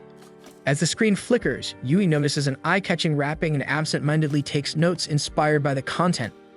Masugu observes her with quiet admiration, realizing that while his Christmas lacks the romantic flair he had originally hoped, simply being with his girlfriend is enough to keep him happy. His attention drifts to a bag of snacks beside her, immediately recognizing them as products from her first project. She admits that the snacks have been pulled from shelves due to poor sales, and that she has collected what remained before they were discarded, not wanting something she had worked hard on to go to waste. Masugu reassures her that the snack is worth something to be proud of since it was her first pitch. Something in his words makes Yui pause. For the first time, she admits that she has never truly enjoyed Christmas. Instead, since working in the company, she spends the season buried in thoughts of work, constantly wondering which products fill their office fridge. She quietly admits that she feels down that her snacks have yet to make it. This year, however, feels slightly different. There is a quiet comfort in having someone by her side cheering her on during difficult times. Masugu understands the implications, and a short and tender moment is shared by gazing into each other. Her phone buzzes, breaking the moment. The message on her screen brings an unexpected rush of excitement since she gets news that her proposal has been approved. To mark the occasion, he offers to buy her coffee, and for the first time, the holiday feels like something worth celebrating. Elsewhere in the office, Shizuno unexpectedly crosses paths with Kizuki. His expression carries curiosity as he questions her absence from their usual cafe visits. She fumbles for an excuse, citing her busy schedule and hinting that she might not return to the cafe at all. Kizuki mentions that he has been hoping to see her so he can return a CD she lent him. The underlying implication of his words makes her uneasy. He shows no concern over potential rumors, seeing no harm in their shared routine since they both enjoy the same cafe and should be allowed to continue enjoying things. As he turns to leave, he promises to return the CD whenever they meet again at the cafe. Something about his words lingers, making it increasingly difficult for Shizuno to keep suppressing her feelings. A sudden decision settles in her mind. Calling out to him before he can walk away, she suggests they exchange numbers, offering to contact him when she is ready to resume their morning breakfast so he can return the CD without having to bring it every day. Slowly walking up to her, they exchange numbers as Shizuno quietly admits to herself that she had fallen for Kizuki, no longer caring about their positions in work. Yui's day takes on a different rhythm as she steps away from her usual office work to take on a hands-on role at a department store assisting in selling Dar's chocolates. With Valentine's Day just around the corner, the store bustles with activity, and Yui finds herself busy entertaining customers, recommending products, and ensuring the brand's promotion runs smoothly. Her involvement in the sale traces back to a few days prior when she had been casually browsing the internet for a Valentine's Day gift for Masugu. Hiromi had approached her hoping to strike a deal where they could both benefit. His team, swamped with the holiday rush, was struggling to keep up with customer demand. He explained that every available member had already been dispatched to various stores and that even external temporary staff had been recruited, but they are still short in hands. Hiromi turned to Yui, convinced that her personality made her the perfect candidate for the job. Not only would she help manage the influx of customers, but she could also gain valuable insight into consumer behavior, something that would be beneficial to her own work in product development. Yui agreed, but not without setting her own terms. In exchange for her help, Hiromi would have to provide his insights on a product she was working on for the spring season. Meanwhile, Masugu's morning routine shifts. Recently, he has started studying before work, which means he now takes an earlier train to find a quiet spot in a cafe before heading to the office. His usual cafe, however, is closed for renovations that morning, forcing him to search for an alternative. As he scans the area for a suitable place, a familiar sight stops him in his tracks. Inside a nearby cafe, he spots Shizuno and Kizuki having breakfast together. They seem happy, sharing quiet conversations over their meals. What strikes him most is Shizuno's expression. There's a warmth in her demeanor that he hasn't often seen. She appears almost radiant in Kizuki's company. A strange feeling creeps into Masugu as he watches them from a distance. Before he can make sense of it, Shizuno shifts slightly, as if sensing someone's gaze on her. Masugu reacts quickly, ducking behind a nearby wall to avoid being caught. He mentally scolds himself for acting like he just stumbled upon something forbidden. His morning study session turns out to be unproductive, his mind repeatedly replaying the sight of Shizuno and Kizuki together. A part of him wonders if he shouldn't have simply walked into the cafe and joined them. After all, co-workers sharing a table isn't unusual. But something about the way they had been interacting made him hesitate. They have attended group events together before, a baseball game, office parties, karaoke nights, but seeing them alone together feels different. As lunchtime rolls around, Masugu decides to spend his break in the company's break room. There he finds Kizuki sitting, sipping on a drink with a half-eaten sandwich in hand. Without much thought, Masugu takes a seat next to him, though a strange awkwardness settles between them. The memory of that morning lingers in Masugu's mind, but he struggles to find the right words to ask about it. Instead, he stays quiet, focusing on the materials he brought with him. Kizuki, on the other hand, takes note of Masugu's studying. He learns that obtaining a bookkeeping certificate can lead to a faster promotion within the company. This piques his curiosity. He finds himself wondering if Shizuno holds a similar certification. Despite being young, she has already secured a leadership position in the accounting department. Masugu neither confirms nor denies whether Shizuno holds a bookkeeping certification, but he acknowledges that she has always been exceptionally skilled at her job. Despite her friendly and easygoing demeanor, she manages her responsibilities with remarkable efficiency. To his surprise, Kizuki begins speaking about Shizuno in more detail, mentioning how he has had several opportunities to interact with her lately. His initial impression of her had been colored by their first encounter, where he had found himself seated next to a very drunk Shizuno. Perhaps his perspective on her had shifted over time. As Masugu listens, he starts to realize that Kizuki likely admires Shizuno rather than harboring any romantic feelings toward her. Feeling at ease, Masugu casually brings up the fact that he saw them together at the cafe that morning, noting how Shizuno had seemed unusually cheerful. Kizuki reacts with slight embarrassment, which immediately sends Masugu's thoughts into a spiral. Meanwhile, Yui remains busy at the department store navigating the chaos of Valentine's Day sales. The season is proving to be incredibly hectic, particularly for chocolate-focused stores. As she assists customers, she suddenly spots Maria approaching her. Aside from checking in to see how she is managing, Maria also takes the opportunity to purchase some of the company's premium chocolates. Sampling the free treats, she expresses delight at the rich flavors, casually remarking on how Masugu always seems buried in his studies. Yui realizes with a pang of longing that it has been a while since she last saw Masubu. Their schedules have barely aligned, and even though they promised to spend Valentine's Day together, she finds herself craving his presence and affection now more than ever. Later, after wrapping up her shift and returning to the office, Yui receives Hiromi's review of the product she has been developing. Her stomach tightens when she opens the file. Several sections are marked with red, indicating significant revisions. The corrections will take time, which only adds to the weight of her exhaustion. However, she finds solace in the fact that Maria has been keeping her updated on Masubu's activities, even if she has not been able to see him herself.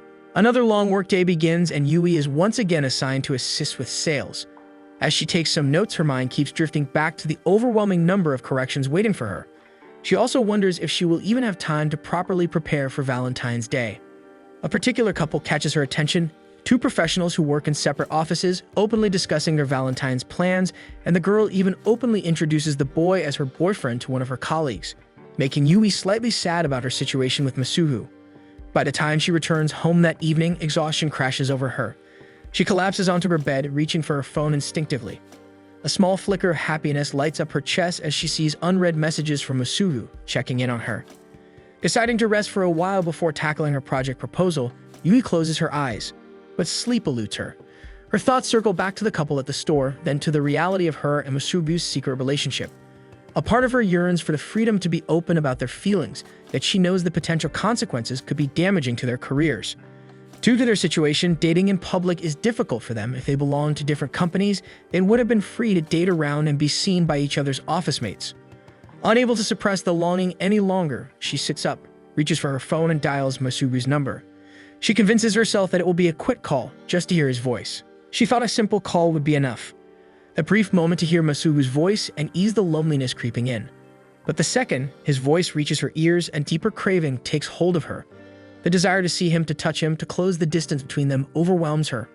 Almost in a trance, she lets slip a quiet, suggestive hint about wanting phone sex, barely realizing what she's saying. The idea of phone intimacy flickers in her mind as she imagines Masubu's gentle touch and lingering kisses. On the other end of the line, Masubu is stunned. He hadn't expected such a bold suggestion from Yui, and his initial response was a mix of confusion and curiosity. He hesitates before asking her to clarify what she means, not trusting his ears. The moment his question registers, Yui is hit with the weight of what she just implied.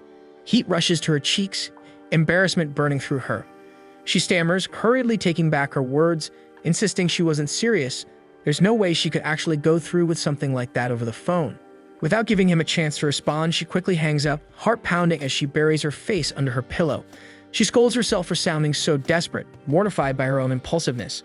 The next morning at work, Shiharu asks her to deliver some documents to the accounting department, so she agrees.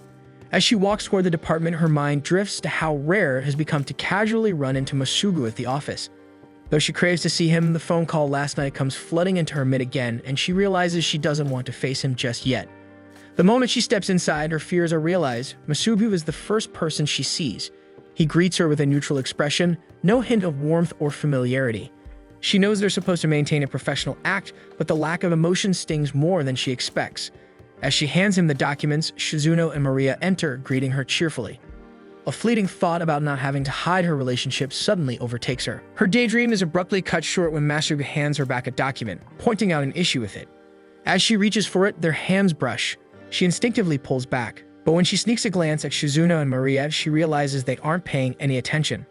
She exhales, trying to calm herself down. On the way back to her department, she scolds herself for being so obvious. Stepping into the elevator, she gets shocked when Masubu slips in right before the doors close.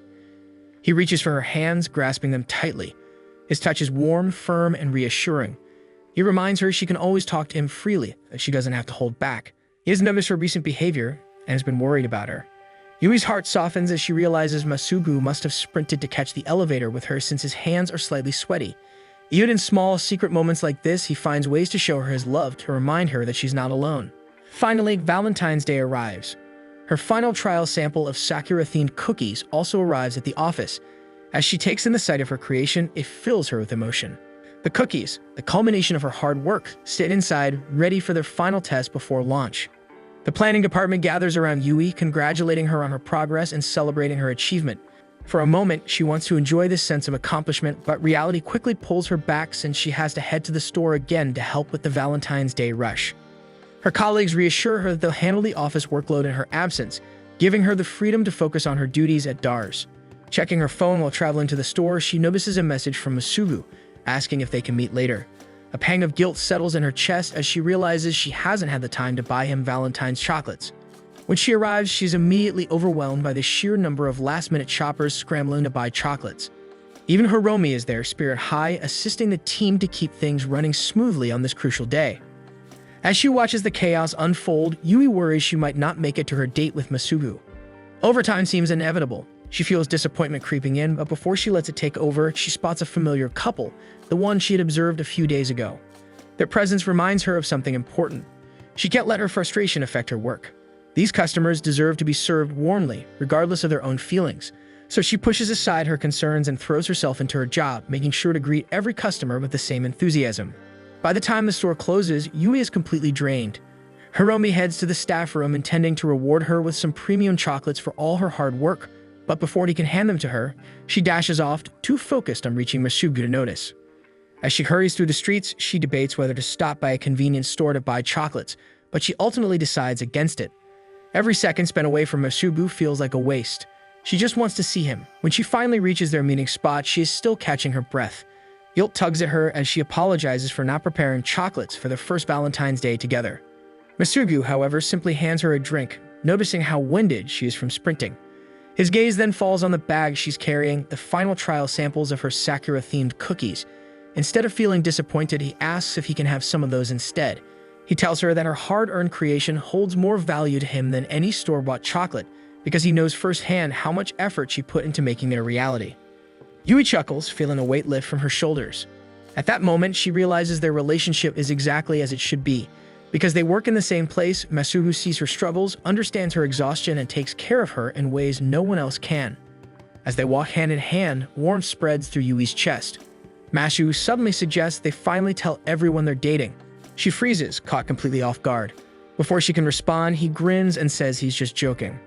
Laughter bubbles out of Yui, the tension melting away. Even if they have to keep their relationship a secret for now, moments like these remind her that they'll be just fine.